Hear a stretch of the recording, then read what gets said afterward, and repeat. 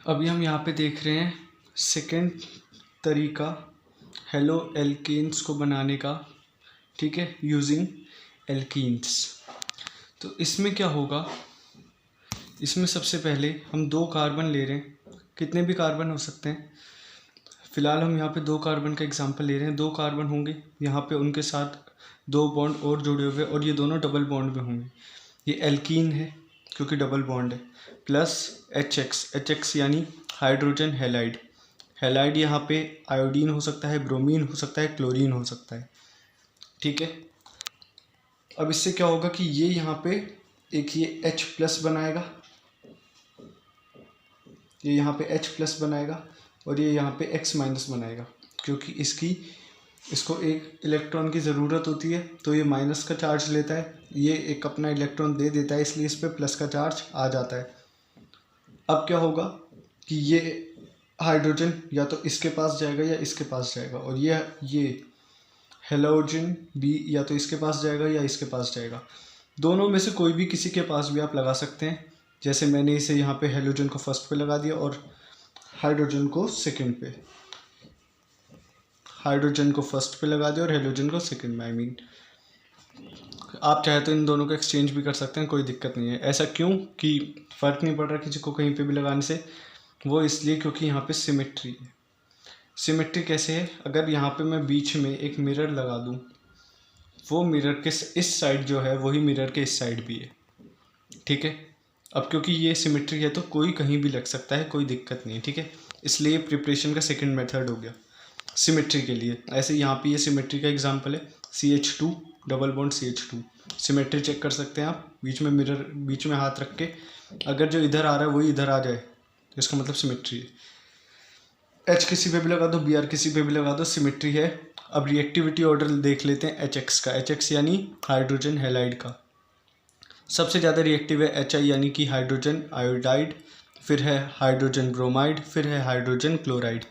ये reactivity series है left to right कम होती हुई। अब ये इसका दूसरा एग्जांपल है। यहाँ पे भी ऐसे ही हम सिमेट्री चेक कर सकते हैं, जो इधर है वही इधर है, ठीक है। कहीं भी क्लोरीन लगा सकते हैं, कहीं भी हाइड्रोजन लगा सकते हैं, कोई दिक्कत नहीं है। एग्जांपल आप देख सकते हैं। तो जब एल्कीन इज़ अनसिमेट्रिकल, यहाँ पे तो सिमेट्री की बात हो रही थी कि यहाँ पे हमने मिरर लगा के चेक कर लिया कि सिमेट्री आ रही थी। अब यहाँ पे सिमेट्री नहीं है, अब क्या करें। इसके लिए एक रूल इंट्रोड्यूस होगा, मार्कोनिवकोव रूल। ये क्या कह रहा है कि negative part of adding molecule, ये मॉलिक्यूल हम यहाँ पे HBr ऐड कर रहे हैं, इसका जो नेगेटिव पार्ट है यानी कि ये H+ और Br-, तो ये Br- इसका नेगेटिव पार्ट हो गया। Negative part of molecule should go to that carbon. इसमें हम करेंगे क्या, इसमें हम करेंगे ये कि ये जो हमें मॉलिक्यूल दे रखा है इसमें हमें HBr ऐड करना है, ठीक है। हम डबल बॉन्ड वाला सबसे पहले डबल बॉन्ड पे अपना ध्यान लगाएंगे कि डबल बॉन्ड किस किस पे है, इस पे है और इस पे, इन दोनों के बीच में डबल बॉन्ड है, ठीक है। इसमें ये प्लस HBr कर रहे हैं, HBr में एक H+ है और Br- है, ठीक है। दोनों आयन से मिलके बनाइए HBr, न्यूट्रल है क्योंकि एक H+ है, एक Br- है, ठीक है। अब क्या होगा, अनसिमेट्रिकल है तो मार्कोनिवकोव रूल के हिसाब से जो negative part of adding molecule, negative part of adding molecule should go to that carbon, इन दोनों में से किसी कार्बन पे जाना चाहिए, ऑफ डबल बॉन्ड, जिन दोनों के बीच में डबल बॉन्ड है, which contain less number of hydrogen. इसका मतलब जिस पे लेस नंबर ऑफ हाइड्रोजन है उसके ऊपर ये Br जाना चाहिए। इन दोनों में, ये दोनों डबल बॉन्ड में है, इनमें H जिसके पास कम है उसके पास Br जाएगा और जिसके पास H ज़्यादा है उसी के पास H जाएगा, ठीक है। तो ये बन गया हमारा मेजर प्रोडक्ट, ये है मेजर, ठीक है। 2-ब्रोमोप्रोपेन, नेमिंग हमने पहली वाली वीडियोस में डिस्कस कर ली थी, ये है 2-ब्रोमोप्रोपेन, ठीक है। डबल बॉन्ड हट के सिंगल बॉन्ड बन गया, एल्कीन से हेलो एल्केन बन गया, हेलो एल्कीन था हेलो एल्केन बन गया, ठीक है। ये बनता है 90% केसेस में, 90% ऑफ द केसेस में हमें 2-ब्रोमोप्रोपेन मिल जाता है जब हम इसे प्रोपेन को HBr से यानी कि हेलोजन हाइड्रोजन हैलाइड से रिएक्ट कराते हैं, ठीक है। लेकिन 10% केसेस में हमें ये मिलता है। तो एक इसका मतलब ये दोनों आइसोमर्स हैं। पहले एक मतलब मेजर प्रोडक्ट हमें पता चल गया कि यही बनेगा, क्योंकि जिसके पास हाइड्रोजन कम उसके पास ब्रोमीन जा रहा है, यानी कि नेगेटिव पार्ट जा रहा है, और जिसके पास हाइड्रोजन ज़्यादा उसके पास और हाइड्रोजन जा रहा है, यानी कि गरीब गरीब ही रहेगा और अमीर और अमीर हो जाएगा। यहाँ पे अमीर से हमारा मतलब है जिसके पास हाइड्रोजन ज़्यादा है, ठीक है। अब ऐसे ही दूसरा एग्जांपल देख लेते हैं। सपोज ये एग्जांपल है, ये वाला एग्जांपल है, इसको मैं खुद करके दिखा देता हूँ। अगेन यही क्वेश्चन है कि ये जो है ये इसके साथ रिएक्ट करेगा तो क्या बनेगा, यानी कि ये एक हमें एक साइकिल दे रखी है। ब्रोमीन नहीं, ये बेंजीन नहीं है, क्योंकि इसमें सिर्फ एक ही डबल बॉन्ड है। तो अब हम क्या करेंगे, अब हम इसे लिख लेंगे। ये यहाँ पे CH, हम नंबर ऑफ़ हाइड्रोजन बाद में देख लेंगे। यहाँ पे हम देख लेते हैं पहले कि ये 6 कार्बन है। यहाँ पे 2 3 4 5, 1 2 3 4 5 6, ठीक है। ये 6 का कार्बन ये बन गया, ठीक है। अब यहाँ पे डबल बॉन्ड है, अब डबल बॉन्ड है तो ये ऐसे ठीक है। इसके साथ ये CH3 जुड़ा हुआ है, ये रहा, ठीक है। ये CH, ये यहाँ पे CH2। ये आप नंबर ऑफ बॉन्ड काउंट करके कि यहाँ पे ये 2 के साथ बॉन्ड बना रहे 3, तो एक हाइड्रोजन और चाहिए, ठीक है, क्योंकि कार्बन जो है वो 4 ही बॉन्ड बना सकता है। तो ये यहाँ पे भी ये यहाँ पे CH नहीं आएगा, क्योंकि ये डबल बॉन्ड आ गया, और ये यहाँ पे C इससे जुड़ा है। 2 3 और ये 4 हो गए, तो इसलिए यहाँ पे हाइड्रोजन नहीं आएगा। वो मैंने कॉमन केस लेके किया था, तो इसलिए हाइड्रोजन हमने बाद में हटा दिया, ठीक है। अब इसमें लगेगा, क्योंकि यहाँ पे देखो, यहाँ पे तुम कहीं पे भी अगर मिरर रखेंगे तो सिमेट्री नहीं आ रही। इधर CH2 है, इधर C है, या फिर इधर सिंगल बॉन्ड है सब में और इधर डबल बॉन्ड है, ठीक है। तो कहीं पे भी सिमेट्री नहीं है। तो अब हम क्या करेंगे कि वही केस लेंगे जो कि हमने अभी देखा था। यहाँ पे वही मार्कोनिकोव रूल लग रहा है, ठीक है। तो मार्कोनिकोव रूल के हिसाब से क्या होगा, ये सही दिख रहा है ना, हाँ। अब देखो ये यहाँ पे ये CH है, ये डबल बॉन्ड C है। जैसा कि मैंने अभी बताया मार्कोनिकोव रूल में हम सबसे अपने पहले कंसंट्रेट इन दोनों पे करेंगे, क्योंकि ये दोनों डबल बॉन्ड में है। तो इन दोनों पे H उसके पास जाएगा जिसके पास H ऑलरेडी ज़्यादा है, यानी H जाएगा इसके पास। इन दोनों में इसके पास H है ही नहीं, इसके पास H है, तो इसके पास जाएगा, ये बन जाएगा CH2। इसकी बात कर रहा हूँ मैं। ये यहाँ पे CH था, ये यहाँ पे CH2 बन गया, ठीक है। अब ये C के साथ CH3 जुड़ा था, डबल बॉन्ड था ये। अब ये डबल बॉन्ड तो हट जाएगा, क्योंकि हम यहाँ पे एल्कीन से बना ही एल्केन रहे हैं, तो डबल बॉन्ड तो हटना ही है। ये मेरे से गलती से लग गया, ये मैंने हटा दिया है, ठीक है, इसे कंसीडर नहीं करना। ये CH3, और यहाँ पे जो जिसके पास हाइड्रोजन नहीं है उसके पास जाएगा हेलोजन, और ये बन जाएगा Ci, ठीक है। ये बन गया यहाँ पे Ci।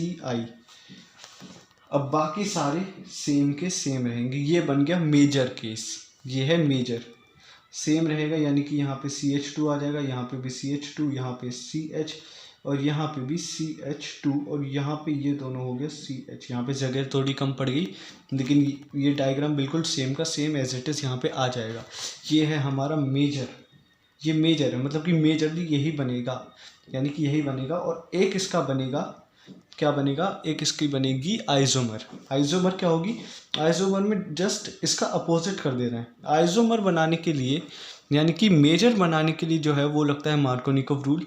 मार्कोनिकोव रूल क्या है मैं बता रहा हूँ कि उसमें जिसके पास दो कार्बनों में, दोनों कार्बन्स में जो डबल बॉन्ड से जुड़े हुए हैं उन कार्बन्स को ही देखना है। उनमें जिसके पास हाइड्रोजन ज़्यादा उसको हाइड्रोजन और ऐड करवाना है, जिसमें हाइड्रोजन कम है या फिर नहीं है उसमें हमें हेलोजन की ऐड करानी है, ठीक है, जैसा कि यहाँ पे अभी हमने देख लिया। और इसके बाद यह बन गया हमारा मेजर केस। और माइनर केस के लिए हम यूज़ करते हैं एंटी मार्कोनिव रूल। एंटी मार्कोनिव रूल क्या होता है?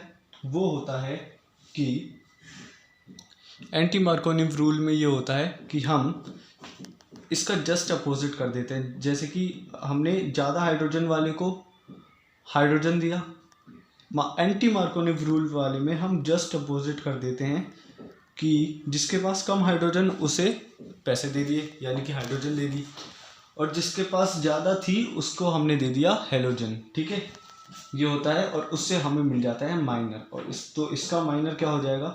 इसमें यहाँ पे हमने H जोड़ दिया था, यहाँ पे हम H नहीं जोड़ेंगे, यहाँ पे हम I जोड़ देंगे। ठीक है, क्योंकि हमें जस्ट अपोजिट करना है, आइसोमर बनाना है ना हमें इसका। तो ये यहाँ पे CH3 था, C के साथ CH3 था, तो हमने ये सब डबल सिंगल बॉन्ड CH3। अगर यहाँ पे एक लिखने में कन्फ्यूज़न हो गई कि ये कैसे लिख दिया, थोड़ा गड़बड़ हो गई है, तो ये मेन यही है। मैं सेम कॉपी कर रहा हूँ क्योंकि क्वेश्चन के हिसाब से यही आइसोमर हमारा बन जाएगा। यहाँ पे बस H और I में इंटरचेंज होगा। ये है एंटी मार्कोनिव रूल से ये बन गया हमारा माइनर, ये है हमारा मेजर। ठीक है, तो शायद ये क्लियर हो गया होगा कि मार्कोनिव रूल क्या होता है और एंटी मार्कोनिव रूल क्या होता है। मार्कोनिव में जिसके पास हाइड्रोजन ज़्यादा है उसे और ज़्यादा, और बचे हुए को हेलोजन। और एंटी मार्कोनिव में जस्ट अपोजिट, यानी जिसके पास कम हाइड्रोजन है उसे एक हाइड्रोजन मिल जाएगी, और जिसके पास ज़्यादा थी उसे मिल जाएगा एक हेलोजन। ठीक है, अब हम एक स्पेशल केस डिस्कस कर लेते हैं। स्पेशल केस क्या है कि एक अनसिमेट्रिकल एल्कीन होना चाहिए। अनसिमेट्रिकल होगा, जैसे कि अभी तक हम देखते आ रहे थे पीछे के 2 एग्जाम्पल, और एक ये एग्जाम्पल जो हमने अभी अभी किया रजिस्टर पर। अनसिमेट्रिकल एल्कीन होना चाहिए। इसमें हम जब HBr ऐड करेंगे, किसकी प्रेजेंस में करेंगे? पर ऑक्साइड की प्रेजेंस में करेंगे, तो more than 1 halo alkane will form. एक से ज़्यादा हेलो एल्केन बन जाएंगे। ठीक है, इसमें लगेगा एंटी मार्कोनिव रूल। ये ओनली एप्लीकेबल ऑन HBr। जब हम अनसिमेट्रिकल एल्कीन के साथ HBr ऐड करेंगे सिर्फ तभी लगेगा ये, और बार नहीं लगेगा। जैसे कि अगर यहाँ पे HI ऐड कर रहे हैं तो यहाँ पे तभी एंटी मार्कोनिव रूल नहीं लगेगा। ठीक है, पर ऑक्साइड इफेक्ट भी कहते हैं इसे, या खोरोश इफेक्ट भी कहते हैं। ठीक है, इसका एग्जाम्पल हम देख लेते हैं। CH3 CH double bond CH2 plus HBr पर ऑक्साइड, एंटी मार्कोनिव रूल। यहाँ पे ये एक मेजर प्रोडक्ट बन गया और यहाँ पे ये बन गया माइनर। ठीक है, एंटी मार्कोनिव रूल जैसे कि मैंने अभी बताया कि जिसके पास हाइड्रोजन कम है उसे तो हाइड्रोजन मिलेगी, और जिसके पास ज़्यादा है उसे मिल जाएगा हेलोजन। यही सेम लिखा हुआ है। Negative part of adding molecule should go to that carbon of double bond that contains more number of H। ठीक है, जिसके पास H ज़्यादा है उसको H नहीं मिलेगा, उसको मिलेगा हेलोजन।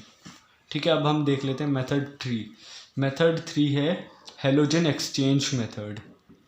हेलोजन एक्सचेंज मेथड में 2 मोस्ट इम्पोर्टेंट रिएक्शंस हैं, जिनका नाम है फिंकलस्टीन रिएक्शन या फिर स्वार्ट्स रिएक्शन। ठीक है, सबसे पहले हम देखेंगे फिंकलस्टीन रिएक्शन। फिंकलस्टीन रिएक्शन क्या? ये एल्कीन हैलाइड है। ठीक है, एल्कीन हैलाइड प्लस NaI एक सॉल्ट है, जैसे NaCl है ऐसी ये NaI है। ठीक है, इसमें हम डालेंगे ड्राई एसीटोन की प्रेजेंस में ही ये रिएक्शन हो सकता है। ठीक है, इससे बन रहा है, ये जो है आयोडीन था, ये इसने हेलोजन को, ये भी हेलोजन है, ये भी हेलोजन है, लेकिन ये हेलोजन यहाँ पे हम जनरल केस मान के चल रहे हैं कि यहाँ पे कुछ भी हेलोजन हो सकता है। ठीक है, यानी कि यहाँ पे Cl भी हो सकता है, Br भी हो सकता है और क्लोरीन भी हो सकता है। ठीक है, तो इसे हाइड्रोजन ने रिप्लेस कर दिया। ठीक है, आयोडीन ने रिप्लेस कर दिया, तो किसकी प्रेजेंस में? डाई एसीटोन की प्रेजेंस में, तो ये बन गया RI आयोडो एल्केन बन गया है। ठीक है, प्लस NaX, जो इसका Na था वो इसके हेलोजन से मिलके NaX हमें दे रहा है। लेकिन ये जो NaX है ना, ये इनसोल्यूबल इन ड्राई एसीटोल है, डस एंड फॉर्म PPT यानी प्रेसिपिटेट्स बना लेगा ये, कि जब हम इन दोनों को रिएक्ट करवाएंगे इसके साथ किसकी प्रेजेंस में? ड्राई एसीटोन की प्रेजेंस में, तो ये हमें आयोडो एल्केन दे देगा और हमें साथ में दे देगा NaX यानी कि सोडियम हैलाइड। लेकिन ये जो सोडियम हैलाइड है ये इनसोल्यूबल इन ड्राई एसीटोन होता है, तो ये प्रेसिपिटेट्स बना लेता है। एग्जांपल यहाँ पे देख लेते हैं, CH3 single bond CH2 Br। यहाँ पे ये हेलोजन हमने कॉमन केस माना था, यहाँ पे ये एग्जांपल के तहत हमें Br मिला है, plus NaI dry acetone. Dry acetone होता है, ड्राई एसीटोन की प्रेजेंस में तो रिएक्ट होता है। तो CH3 हमें मिल गया सिंगल बॉन्ड CH2I, इसका I इनके पास आ गया और इनका Br Na के साथ चला जाएगा और ये एक ड्राई एसीटोन के अंदर इनसोल्यूबल है तो प्रेसिपिटेट बना लेगा। अब हम दूसरी देख लेते हैं, स्वार्ट्स रिएक्शन। स्वार्ट्स रिएक्शन में क्या होता है, एक मेटल फ्लोराइड मिलती है हमें।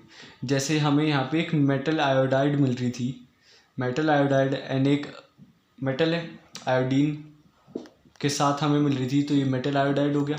ऐसे यहाँ पे हमें एक मिल रही है मेटल फ्लोराइड, एल्कीन हैलाइड के साथ हमें मेटल फ्लोराइड मिल रही है, तो ये क्या बनाएगी, alkene fluoride plus metal halide. Alkene fluoride plus metal halide ये बना लेगी, क्योंकि एल्कीन हैलाइड के साथ थी और हमने इसे रिएक्ट कराया मेटल फ्लोराइड के साथ। एक बारी मैं और रिपीट कर देता हूँ अगर थोड़ी कन्फ्यूजन हो गई हो तो। यह है एल्कीन हैलाइड, इसको हमने रिएक्ट कराया मेटल फ्लोराइड के साथ, हमें मिल गया एल्कील फ्लोराइड किसके साथ, मेटल हैलाइड के साथ। ठीक है, इसे हम कहते हैं फ्लोरो एल्केन, इसका कॉमन नेम है फ्लोरो एल्केन। ठीक है, तो यहाँ पे ये हो गया, यहाँ पे ये मेटल कुछ भी हो सकता है, Hg2F2 हो सकता है, SbF3 हो सकता है, COF3 हो सकता है, कुछ भी हो सकता है। ठीक है, तो यहाँ पे तीनों की ये रिएक्शन के एग्जांपल्स हैं, इनमें से कोई भी दो देख लेते हैं।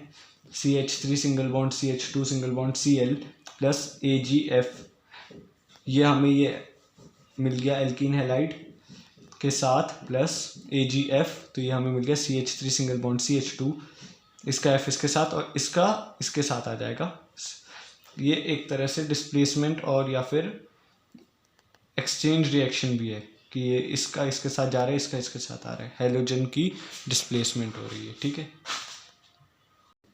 अब हमने यहाँ पे क्या एक 2-3 इम्पोर्टेंट रिएक्शन है, हम वो भी देख लेते हैं, जो कि है स्वार्ट्स रिएक्शन से रिगार्डिंग।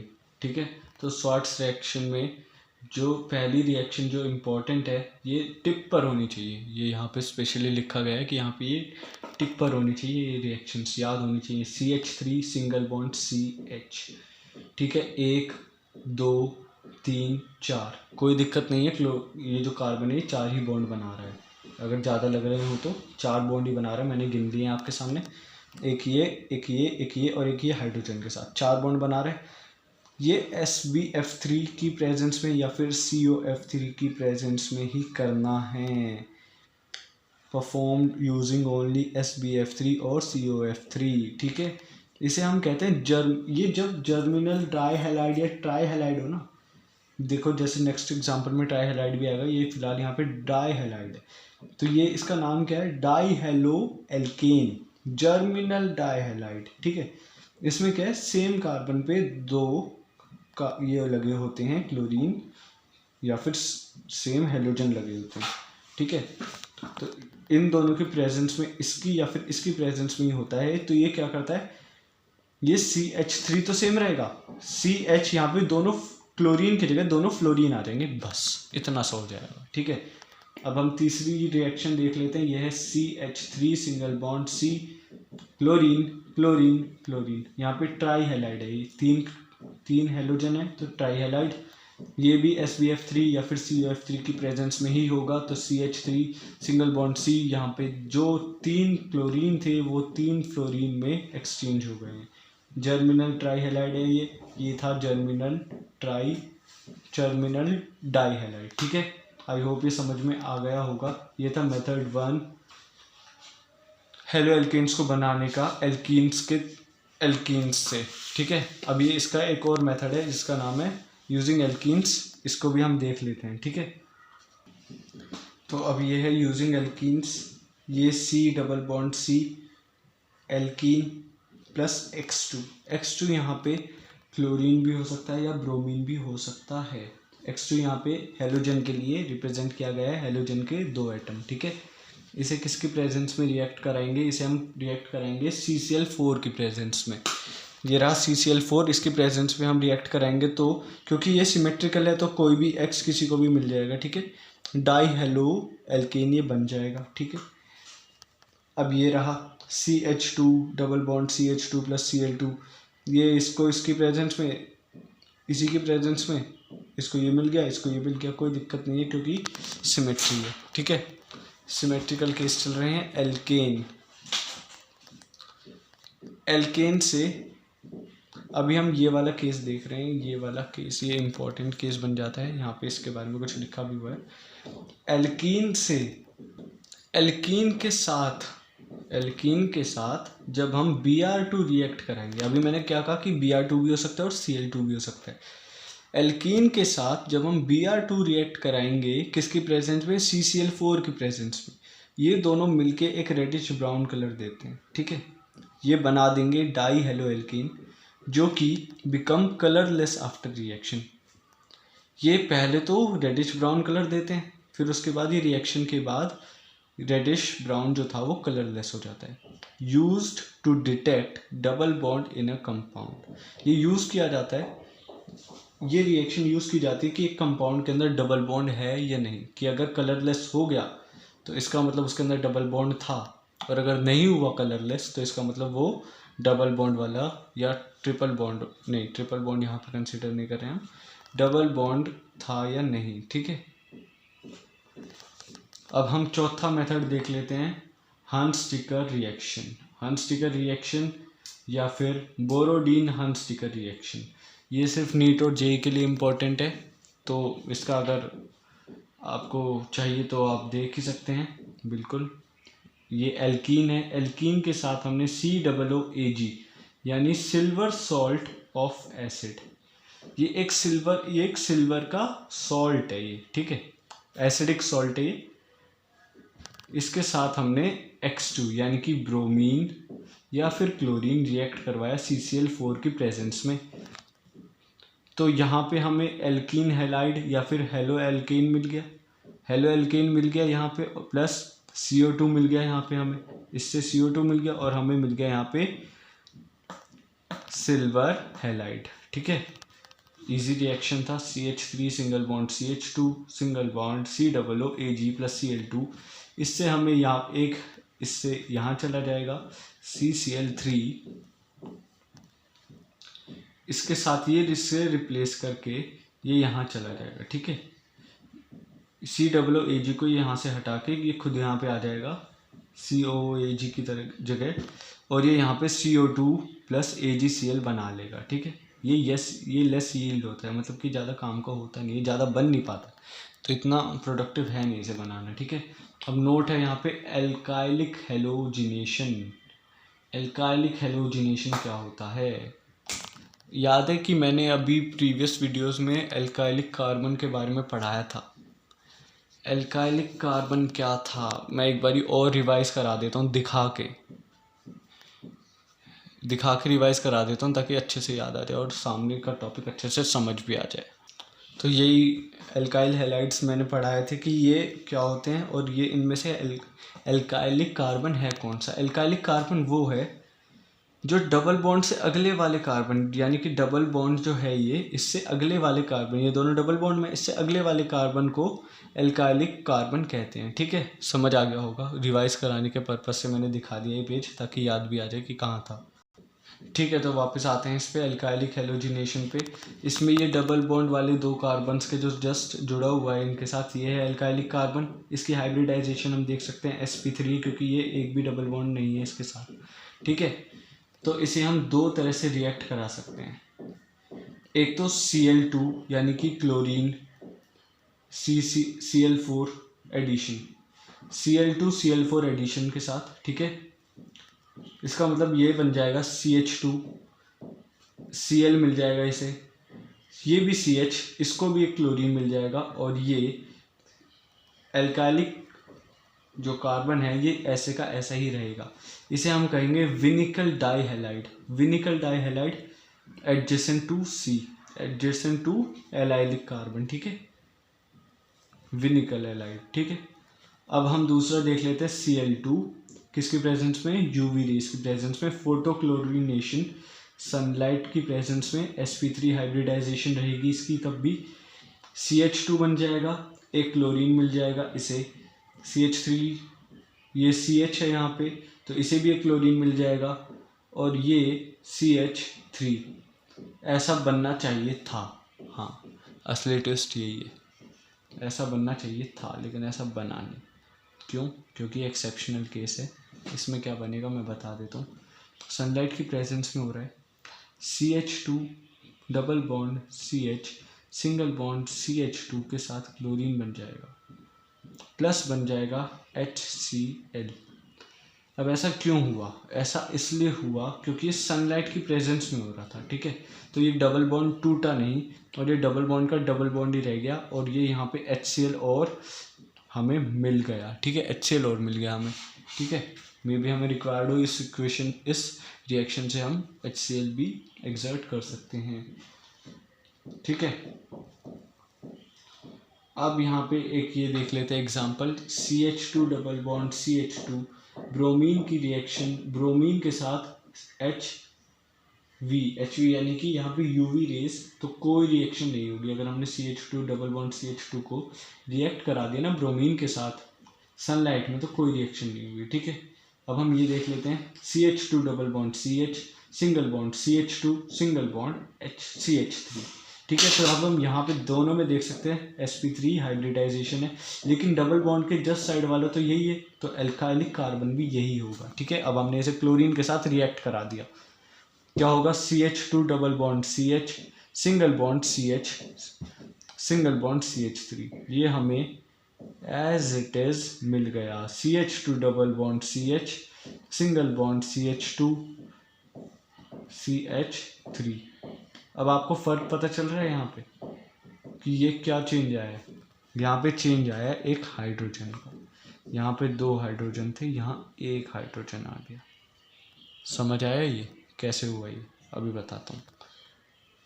अब यहाँ पे दूसरा पहले माइनर देख लेते हैं, ये है मेजर, और माइनर बन रहा है CH2 double bond CH single bond CH2 single bond CH3 का CH2 बन गया, CH3 था CH2 बन गया, ठीक है।